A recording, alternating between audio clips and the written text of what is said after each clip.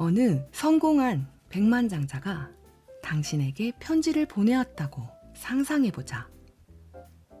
부족함이라고는 없어 보이는 부자가 풍요로운 삶이 무엇인지 당신에게 얘기해준다.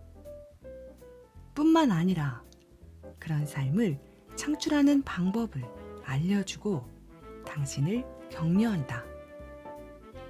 그런 편지를 받는다면 얼마나 마음이 설레고 소중하겠는가. 이것은 미래의 비전을 그릴 때 이용할 수 있는 방법이다.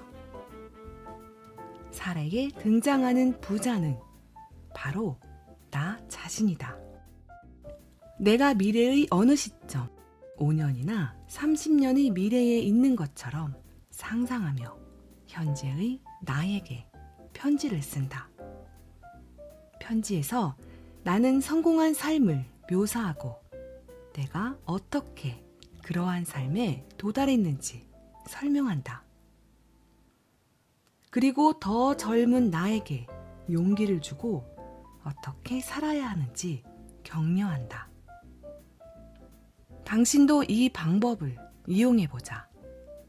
행복하고 건강하고 부유하게 살고 있을 미래의 나가 되어 현재의 나에게 편지를 써보자.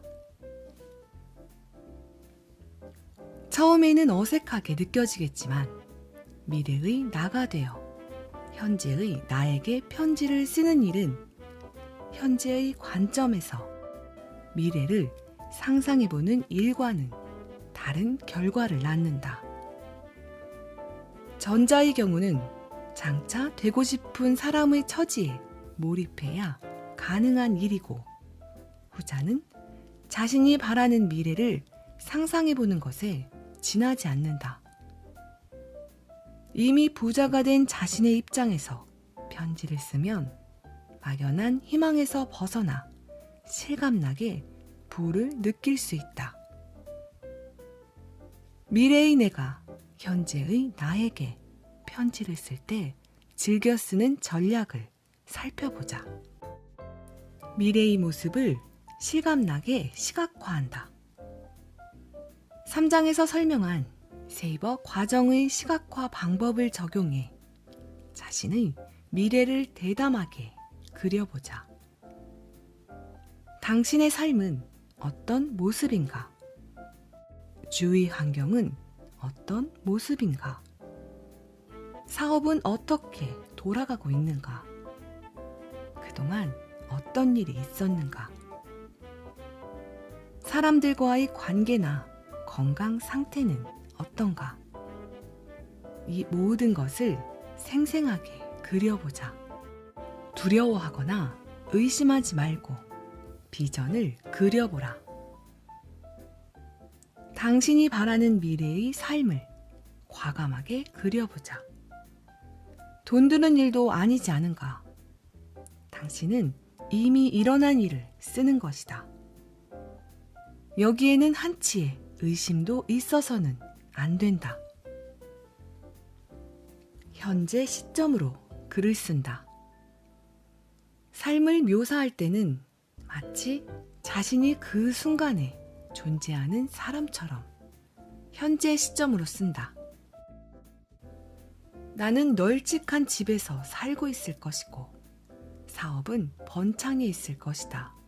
라는 식으로 쓰지 않도록 한다. 미래의 자신에게는 현재의 일일 것이므로 자신이 상상하는 모든 것을 현재 일어나는 일로 생각하고 글을 써야 한다. 도움말을 하거나 격려하는 말을 써도 좋다. 미래의 자신이 되어 글을 쓰는 시간은 현재 자신을 가로막는 편견이 무엇인지 파악하는 지름길이기도 하다. 가슴 뛰는 미래의 모습을 그린다. 당신의 심장을 뛰게 하는 일만으로 비전을 그려야 한다. 아무 제약 없이 브레인스토밍을 하듯이 미래를 그리다 보면 별로 중요하지 않은 사안에 시선을 뺏기기 쉽다. 그런 일을 상상하면 안 된다는 말이 아니라 진심으로 가슴 뛰는 일이 아니라면 굳이 편지에 쓸 필요는 없다. 비전을 어떻게 실현할지 고심하지 말자.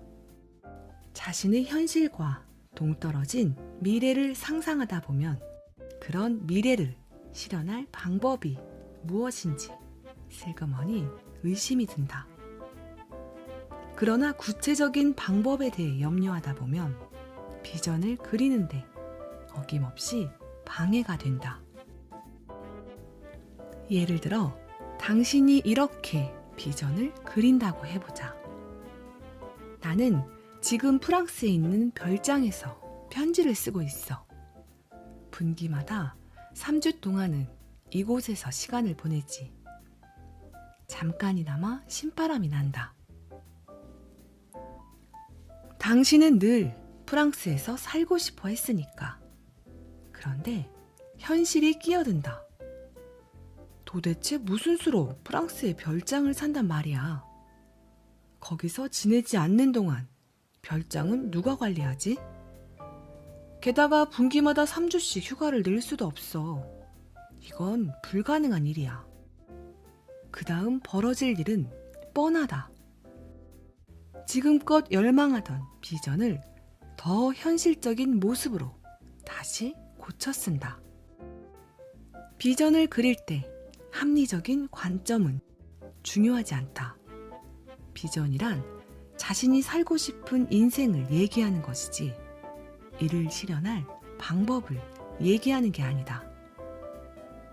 이 순간에는 어떻게 라는 물음을 잊도록 하자. 방법을 궁리하기까지 앞으로 몇 주, 몇 달, 몇 년의 시간이 있다. 지금은 자신이 원하는 인생을 그저 상상해보는 시간이 아니라 그 삶 속에 들어가 살아보는 시간이다. 지금은 미래이고 당신은 백만장자다. 당신의 삶은 어떤 모습인가? 백만장자가 되고 싶어하는 현재의 당신에게 해주고 싶은 말은 무엇인가? 당신을 가로막을 한계는 존재하지 않는 것처럼 삶에 대한 비전을 그려야 자신을 가두고 있는 테두리 밖으로 나아갈 수 있다. 그 비전을 곧장 실현하지 못할지라도 어떠한 제약 없이 미래를 그려봄으로써 앞으로 첫 발을 내딛는 것이다. 현실로 돌아오기. 비전을 어떻게 실현할지 고민하지 않고 일단 마음껏 비전을 그려보았다면 이제는 좀 더 현실적으로 접근해야 할 단계다. 이를 위해서는 상공에 계속 머물러야 한다. 아직은 목표와 계획을 가지고 지상에 내려올 때가 아니다. 잡념을 비우고 멀리 내다보자. 본격적으로 계획을 수립하기 전에 부를 창출하기 위해서 현재 당신이 갖고 있는 시간과 에너지, 기술을 어디에 투자해야 할지 생각해보자. 짐 콜린스는 좋은 기업을 넘어 위대한 기업으로에서 고슴도치 개념을 소개하면서 세계의 원이 교차하는 영역에 대해 설명한다. 세계의 원이 교차하는 교집합 영역은 성공하는 기업이 되기 위해 노력을 집중 투자해야 할 영역이다. 기업 성공에 적용되는 고슴도치 개념을 개인의 삶에도 적용해보자. 삶에는 세 개의 영역이 있고 이 세 원이 서로 겹치는 영역이 있다. 여기가 바로 부를 쌓기 위해 최선을 다해야 하는 영역이다. 세 개의 원은 다음과 같다. 기술, 기술이 있는가? 기술이 있다는 말은 당신이 어떤 분야에서 실력이 뛰어날 뿐만 아니라 꾸준히 자기 기량을 갈고 닦았다는 뜻이다. 세상에서 가장 수익성이 높은 사업이나 직장에 몸담고 있다. 그런데 당신에게 그 일을 제대로 해낼 기술이 없고 그 기술을 키울 마음이 없다면 부자가 될 가능성은 낮다. 다음과 같이 자문해보자. 내가 잘하는 일은 무엇인가? 내가 다른 사람보다 훨씬 경험을 많이 쌓은 분야는 무엇인가? 내가 오랜 세월 갈고 닦은 기량은 무엇인가? 기회, 기술이 아무리 뛰어나도 돈이 되는 기술이 아니라면 돈을 모을 가망이 없다. 수요가 적고 수익성이 낮거나 미래 전망이 어두운 일이라면 노력을 집중해도 부자가 될 가능성은 낮다. 부자가 되려면 금전적 보상이 따르는 일이나 사업에 집중해야 한다. 다음과 같이 자문해보자. 나만의 특별한 기술이나 장점은 무엇인가?